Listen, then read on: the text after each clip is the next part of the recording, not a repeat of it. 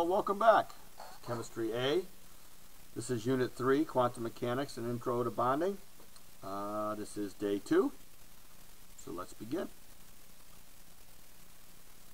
Now, remember that electrons can only absorb so much energy due to the fact that they are in certain energy levels. Okay?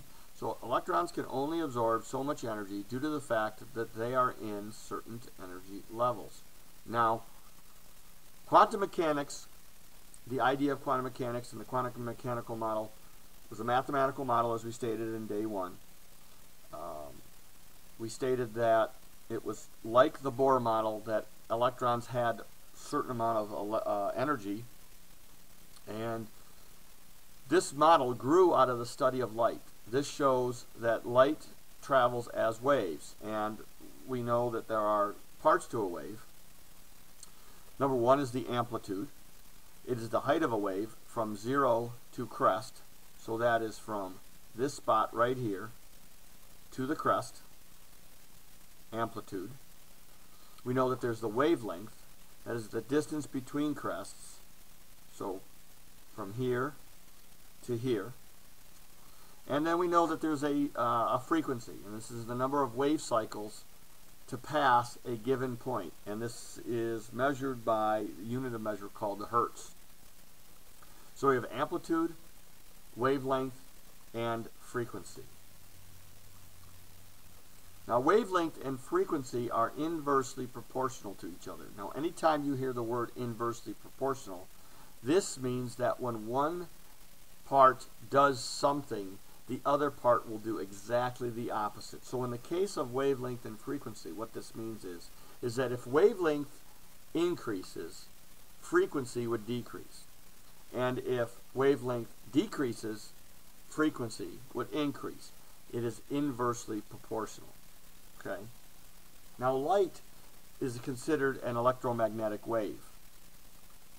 Electromagnetic radiation will include things like radio waves, microwaves, infrared rays, visible light, Roy G. Biv, ultraviolet rays, X-rays, and gamma rays. Okay? Now, some of these move faster than others, and some of them move slower than others. Their wavelength and their frequency are inversely proportional to each other. So how does this relate to an atom? Well, when atoms gain energy, their electrons will move into higher energy levels. They get jiggy with it. They will get electrified, and they will jump from one energy level to another. So you might get an energy electron going from a 2p to a 3p. But then they will ultimately lose energy. And when they lose energy, they will emit light when they return to a lower energy level. They don't have to return to their original energy level, but they will go from the ground state, which is their original energy level, to an excited state. And when they fall back down to lower levels, this is when light is given off. Now, each specific frequency of visible light emitted will correspond to a color. These frequencies of light given off will separate into discrete lines to give the atomic emission spectrum. Each discrete line will correspond to one exact frequency of light emitted by the atom. Now, each element has its own emission spectrum. No two are alike. Useful in finding out about the composition of stars in the universe. Example, sodium. Okay? So what this is basically saying is that, like snowflakes, no two element will give off the same discrete line or emission spectrum.